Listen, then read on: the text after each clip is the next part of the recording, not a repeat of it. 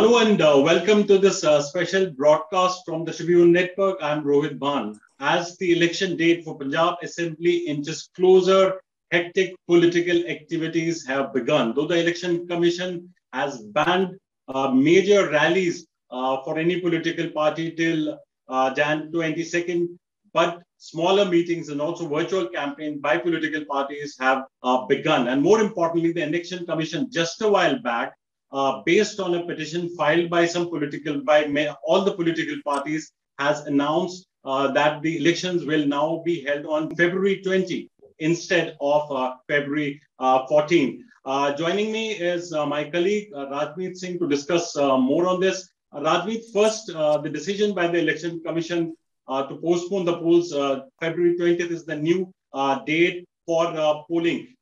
Does it give some kind of a breather for political parties? Because in any case, the campaign, big rallies were banned by the Election Commission. Does it help the political parties now? Certainly, it's a big relief for the political parties. The Chief Minister Channi was the first one to among the first one to take up with the election because of a lot of people for a religious for a function have to go to.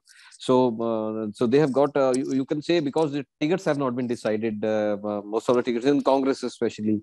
So a lot of back end issues taking place. Some people are leaving, some are joining. So it's a great relief for, at least for the Congress, that they would get more time to go through the list of the candidates and plan the strategy and campaign. If we can go through, the Congress has finally, after a lot of delays, the Congress recently coming out with its first list of candidates, 86 candidates declared. Would you reckon that this is a very safe list, given the fact that many of the sitting MLAs have been retained, they've been given the tickets? Yeah, Rohit, so far, out of the 77 MLAs which are at the moment with the Congress, most of the around 60 people have got the tickets again. And the three people who were denied, the four people who have been denied ticket, one has, they have left the party, like Harjot Kamal from Moga. Anna has left the party, and then already Fateh Bajwa has already done it, joined the BJP.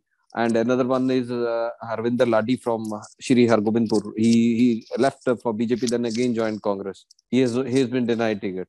What we're actually discussing is essentially, don't you think there have been inordinate delays by the Congress? In fact, a lot of infighting as a run-up to the first list, which was announced by the Congress.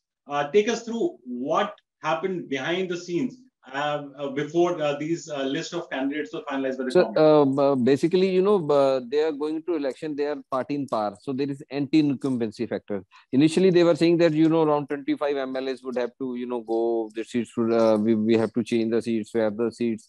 Then another issue came, that one family, one ticket thing. So in that exercise, which multiple back-to-back meetings took place of the screening committee, which basically shortlists the candidates or then send it to the Central Election Committee.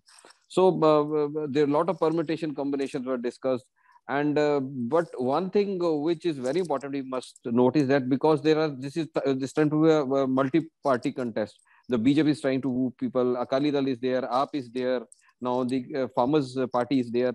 So, despite all those, rules and regulation and announcements, they had back to return to the square one, like they prefer to give these tickets to the sitting MLAs so that they don't run away. An effort was made. We have come to know there are some of them where don't have any candidates. They have no alternative. Like in Phagwada, they have a sitting MLA, Dhaliwal. Our sources say that he was one of the candidates who was not winning in the winnability surveys. Still they gave it because the party leaders say they don't have an alternative. So there are many seats like this, that Shri Hargobindpur MLA Ladi, who went to BJP, came back. He was not winning, so he came to know. So he left the party, then joined back. They have given a ticket to another person. Then there were other seats like Garhshankar, where there were two leaders, one Namisha Mehta and another Amarpreet Lali. Namisha Mehta has joined BJP after being denied ticket. Lali has been given. There are many seats in which a number of seats, I would say, where the surveys are clearly indicated because the anti-incumbency factor or the performance of the MLA, they were not winning. But still the party went with the decision to allot the tickets to the, sitting MLAs, despite knowing. But Rajmeet, given the fact that there could be reports of anti-incumbency setting in, isn't this a big gamble taken by the Congress? Though you mentioned that there was no alternative, but the fact remains that it's a big gamble that you are retaining sitting legislators, knowing very well that there could be anti-incumbency. Isn't this a big gamble the Congress is taking? Then there is a counter of it also. You must know that 3 months back, 111 days back, they appointed, they selected Charanjit Channi, a Dalit Sikh face, as the Chief Minister of Punjab. It was part of the strategy of the Congress, to play the Dalit card. So they have been successful or not in creating the narrative. But party leaders claim, that we have created enough wave among the Dalit voters, especially in the Doaba. So we can, because they have not announced the number of seats in Malwa. They have announced around 20 seats out of, we would say, 23 in Doaba and around 20 out of 25 in Maja. So largely they are banking on Channi factor in Doaba. So they feel that the Channi wave will let them through despite the anti-incumbency factors. That is why you have seen in the past few days, the Chief Minister Charanjit Singh Channi, the outgoing Chief Minister Channi, is trying to play the narrative of this issue of, writing first on the postponing the election. Is being seen through that prism only. They are trying to repeatedly, strengthen their hold on the Dalit vote bank, the issues, around the Dalit factor, especially in the Doaba, because Doaba is a stronghold, and Congress strongly feels that they're going to reap the benefit of Channi in this area. So that is the factor which they think will balance out. Okay, Rajmeet, also the fact, when we're talking about the Chief Minister Charanjit Singh Channi, Aam Aadmi Party, Mr. Kejriwal announcing today that the chief ministerial face for the party will be announced tomorrow. Yes. Now, doesn't it put pressure on the Congress party to announce the party's CM face? That is put pressure on the Congress very party. Relevant question. No, what presently is going on behind the scene, I will let you know. The problem is that, in the decision of tickets, there are certain tickets which, it is being said that the Chief Minister Channi did not have a say, or his candidates were not taken. There was pressure from the PPCC chief that, we have to repeat the sitting MLAs. We can't give a ticket to outsider when there is a sitting MLA. It happened in case of Basi Patana, GP Singh, where Channi's brother is, trying to contest. And Channi also had sought ticket for Namisha Mehta in Garshankar. That's we come to know. So certainly that factor, the tussle in the party is certainly there between Channi and Sidhu. Both are trying to projecting themselves as a CM face. Certainly, I agree to your question that, the announcement by AAP will certainly add to the pressure within the party to announce the CM face. It is certainly a big headache. Is there a probability, Rajmeet, that once Aam Aadmi Party declares its CM face, that Congress would actually think in terms of going into the polls with a CM face? Also? Yeah, in political circles, what Aam Aadmi has been doing, adopting the line of action to announce the CM, they have been extending it by weeks and weeks and weeks. So it is being seen as a strategy, as a pressure, to put a pressure on the Congress to, show their card first. Who show their card first? So it's a sort of a subtle game which is going on. So let's see if Aam Aadmi comes with another excuse tomorrow, or they really announce it.